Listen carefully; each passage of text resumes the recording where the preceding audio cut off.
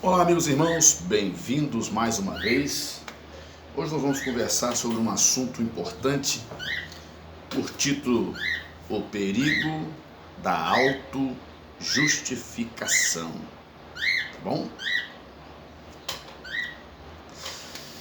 Voltando, porque o celular estava com as atividades todas funcionando, gravando, dei pause para colocar ele em modo avião, para que a gravação não seja interrompida por alguma ligação ou mensagem ou áudio de som de mensagem, tá bom? Então, o assunto que nós vamos falar hoje, eu quero ser breve, é o perigo da autojustificação. Todos nós podemos, por algum momento na nossa vida, entrar nessa estrada, né, de autojustificação. Isso aí não é uma coisa que é de um grupo específico, não. Todos nós, por algum momento na vida, podemos cair nesta armadilha de nós mesmos. Porque a autojustificação, ela é pessoal, ela é nossa. Podemos cair nessa armadilha. E isso que nós vamos falar agora. Está registrado no Evangelho de 1 João, primeira epístola de João, tá? Quase no finalzinho, antes de Apocalipse, a Bíblia Sagrada, capítulo 1, o verso 8 em específico, mas irei ler até o verso 10, que diz assim: se dissermos que não temos pecado, enganamo-nos a nós mesmos e não há verdade em nós. Se confessarmos os nossos pecados, Ele é fiel e justo para nos perdoar os pecados e nos purificar de toda injustiça. Você está vendo aí, né? E se dissermos que não pecamos, nós fazemos Deus mentiroso e a sua palavra não está em nós. Se somos cristãos, servos de Deus, e nos envolvemos em pecados, em dissoluções, e depois fingimos não estar em pecado, né? Nós somos mentirosos, não há verdade em nós, né? Aquele que diz que não tem pecado, ele já pecou somente em achar que não tem pecado, porque nenhum ser humano está isento do pecado. Por isso que Deus ele disponibilizou para toda a raça humana, ele não excluiu ninguém. As pessoas precisam ler a Bíblia melhor. Ele não excluiu ninguém. Ele disponibilizou para toda a raça humana o perdão. Aquele que quer ser perdoado, se direcione a Deus, confesse seus pecados e Deus o perdoará e lhe dará uma vida nova. Conseguiu entender? Outra coisa perigosa é quando nós formos orar a Deus. Nós temos que ter cuidado ao orar a Deus. Quando nós formos orar a Deus, e eu vou mostrar a você que está registrado no livro de Lucas, capítulo 18, do verso 9 a 14. Vamos ler lá para nós entendermos? Vamos ler para nós entendermos. Lucas 18, 14. 18, 14.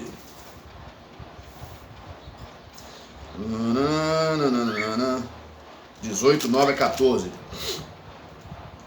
A parábola, Jesus falou uma parábola do fariseu e o publicano. O fariseu é aquele homem que seguia essa seita, o farisaísmo.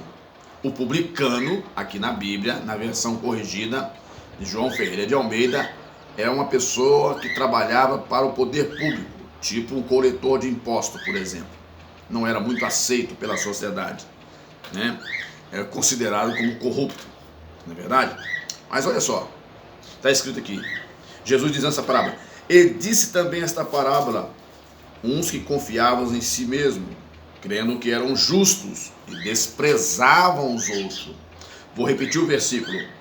E disse também esta parábola a uns que confiavam em si mesmos, crendo que eram justos, e desprezavam os outros. Marque bem isso. Há pessoas que eles se acham muito justo e ele não consegue enxergar que o outro também tem condições de ser justo. É um erro. A pessoa comete o pecado aí, né? Ele citou uma parábola dizendo assim, ó, verso 10: 2 homens subiram ao templo a orar. Um era fariseu, o outro publicano. Verso 11. O fariseu, estando em pé, orava consigo desta maneira: ó Deus, graças te dou porque não sou como os demais homens roubadores, injustos e adúlteros, e nem ainda como este publicano.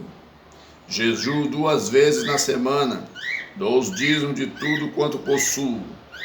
O publicano, porém, estando em pé de longe, e nem ainda queria levantar os olhos aos céus, mas batia no peito, dizendo: ó Deus, tem misericórdia de mim, pecador.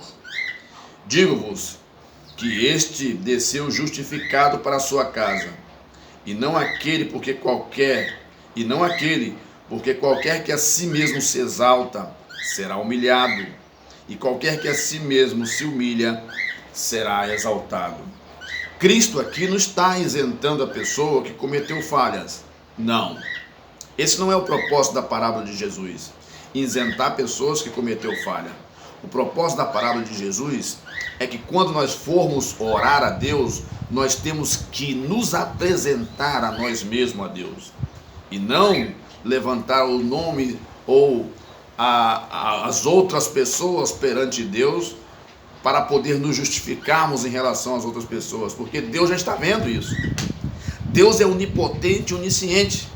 Ele está em qualquer lugar. Ele consegue ver isso tudo. Ele já sabia que o fariseu, ele já sabia que o publicano era envolvido em outros problemas. Ele já sabia que muitos homens, ele já sabia que tinha muitos homens roubadores. Ele sabia, Deus, que havia muitos injustos, adúlteros, né? Mas este homem orava dizendo: eu não sou igual aos demais homens roubadores, os ladrões, injustos, adúlteros. Jesus, quando ele reprova o fariseu, ele não está dizendo que o fariseu, que os injustos, que os adúlteros, que os roubadores, né, e os publicanos eram justos. Não. Jesus está dizendo que o homem tem direito de clamar por misericórdia. O indivíduo, o ser humano, ele tem direito de clamar por misericórdia, senão nenhum homem alcançará a salvação. Então, o que Jesus reprova aqui? Ele reprova uma atitude de autojustificação aqui do fariseu, que orava a Deus e se dizia melhor do que os outros, mas quem estava julgando é o Todo-Poderoso. Então tenha cuidado com a autojustificação. Nunca pense que você nunca erra. Nunca pense que você não vai dizer uma palavra fora de contexto. Nunca pense que você não tenha nenhum pensamento que vem mal, que vem sobre a sua cabeça. Nunca pense que os seus olhos olhou para alguma coisa e o teu coração pensou alguma coisa. Nunca pense que você, nas suas palavras, humilhou alguém. Nós podemos cair em algum tipo destas infrações. Nós podemos estar envolvidos em qualquer tipo dessas infrações. Mas quando nós formos se apresentar diante de Deus, deixa o outro lá. Nós temos que resolver a nossa questão com Deus. O outro, Deus já conhece a vida dele. Um abraço, tudo de bom. O que você tem que fazer é entregar o outro. Senhor, toma o meu amigo na tua presença, o meu vizinho na tua presença, o meu colega de trabalho na tua presença, o meu irmão de igreja na tua presença. Ajuda ele, Senhor, e deixa Deus resolver com ele. Cuide da sua situação com Deus, e Deus realmente te abençoará. Tenha cuidado com a autojustificação. Deus abençoa. A gente volta a conversar numa próxima oportunidade.